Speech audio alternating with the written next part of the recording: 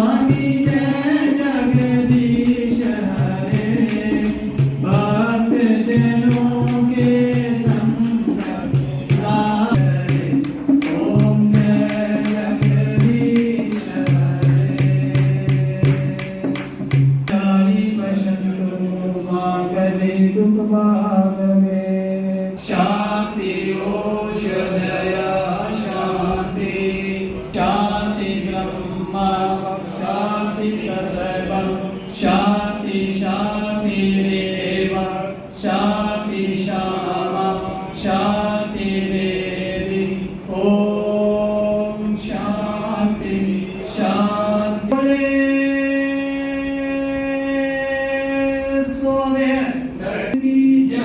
मर्यादा पुरुषोत्तम श्री रामचंद्र की जय। जोगी राशि वेद की ज्योति, ओम का झंडा ऊंचा रहे, ओम का झंडा ऊंचा रहे।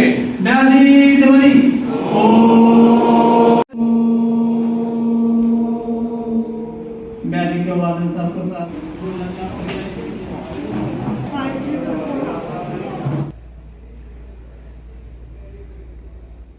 सावन मास की अमृत कथा का आयोजन पिछले 24 साल से हम कर रहे हैं।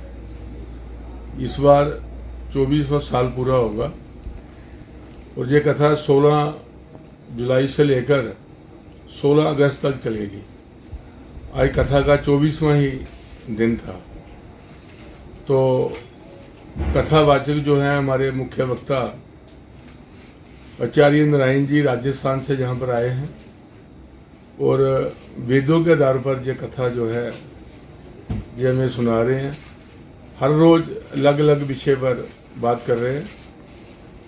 तो उनसे पहले आधा घंटा माननीय भारतभूषण नाथ जी जो थे वो कथा करते हैं, उसके बाद आचार्य नारायण जी।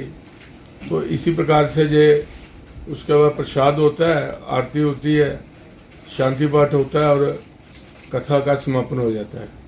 तो ऐसे ही मेरी माताओं बहनों से, कठुआ वासियों से प्रार्थना है कि वो अभी 8 दिन की कथा बाकी है और ज़्यादा से ज़्यादा लोग जो हैं वो इस कथा को सुनने के लिए आए, ताकि इतनी अच्छी कथा वेदों के आधार पर कहीं नहीं होती।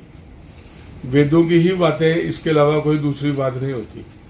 तो बाकी कथाएं तो बड़ी होती हैं, लेकिन वेदों में क्या लिखा है, मैंने पहले भी कई बार कहा है कि जब तक ये देश वेदों के हिसाब से चलता रहा, वेदों के हिसाब से लोग चलते रहे, तो देश बड़ा सुखी था।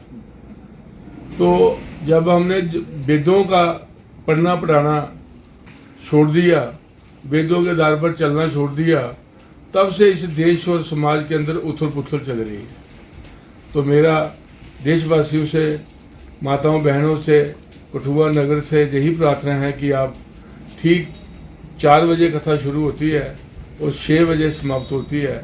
तो आप ठीक 4 बजे आए और 6 बजे अच्छे प्रवचन सुनकर वेदों के आधार पर पता नहीं कौन सी ऐसी बात मन के अंदर आ जाए कि आपका गृहस्थपन सारा चेंज हो जाए, आपकी जो प्रभु के अंदर ऐसी लगन लग जाए कि आपका घर जो है वो स्वर्ग से ही आगे चला जाए।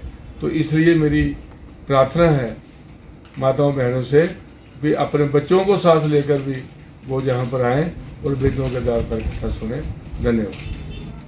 आर्य समाज कठुआ श्रावण मास के महीने में प्रतिवर्ष वेद की कथा का आयोजन करता है।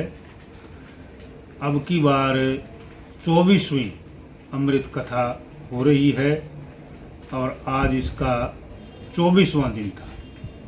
बहुत ही सुंदर कथा होती है, बहुत से महानुभाव कथा में पधारते हैं।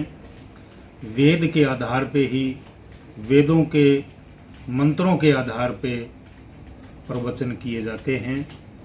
आज का जो विषय था हमारे परिवारों के लिए बहुत ही आवश्यक है, सहनशीलता। आज हमारे परिवारों में सहनशीलता का अभाव है। अथर्ववेद में बहुत ही अच्छे प्रकार से कहा है, अहम अस्मि मेहमाने। अर्थात मैं सहनशील बनूं। आज हमारे परिवारों में बहुत ज़रूरी है कि हमारे में सहनशीलता का गुण होना चाहिए। परिवारों में सहनशीलता का गुण नहीं है, इसीलिए आज संयुक्त परिवारों से एकल परिवार हो रहे हैं। संयुक्त परिवारों की जो प्रणाली है वो समाप्त हो रही है। इसके अलावा अनपढ़ लोगों की बात तो छोड़ो, पढ़े लिखे लोग हैं, जो दंपति हैं, जो ऊंचे ऊंचे पदों के ऊपर आसीन हैं, उनमें भी सहनशीलता के अभाव के कारण उनमें तलाक हो रही है, जो कि हमारे धर्म के एक प्रकार से विरुद्ध है, हमारी सभ्यता, हमारी संस्कृति के विरुद्ध है। वैदिक संस्कृति में हम वेद पढ़ें, रामायण पढ़ें, महाभारत पढ़ें, उपनिषद पढ़ें, दर्शन पढ़ें, कहीं पर भी तलाक का और विवाह संबंध विच्छेद का वर्णन ही नहीं है। तो हम वेदों के अनुसार अपना जीवन जिए, हम वैदिक धर्म को माने, वेदों का हम स्वाध्याय करें, और वेदों में जितने भी मंत्र हैं वे मनुष्य के जीवन का निर्माण करने वाले मंत्र हैं। और सबसे प्राचीनतम और हम सब का अगर कोई धर्म है तो वह केवल वैदिक धर्म है, जिसका आधार वेद है, और वेद ही सबसे प्राचीनतम ग्रंथ हैं। वेदों की रचना मनुष्यों के द्वारा नहीं हुई है, बल्कि परमपिता परमेश्वर की ये एक प्रकार से ऋषियों के हृदय में प्रदान की हुई वाणी है। वेद 4 हैं, ऋग्वेद, यजुर्वेद, सामवेद और अथर्ववेद।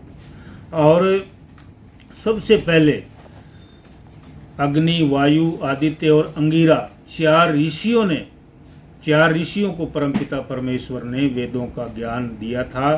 आज भी जो संसार की सबसे जो पुस्तकालय है वो अमेरिका के न्यूयॉर्क में है, जिसमें ऋग्वेद को सबसे प्राचीनतम पुस्तक होने का गौरव प्राप्त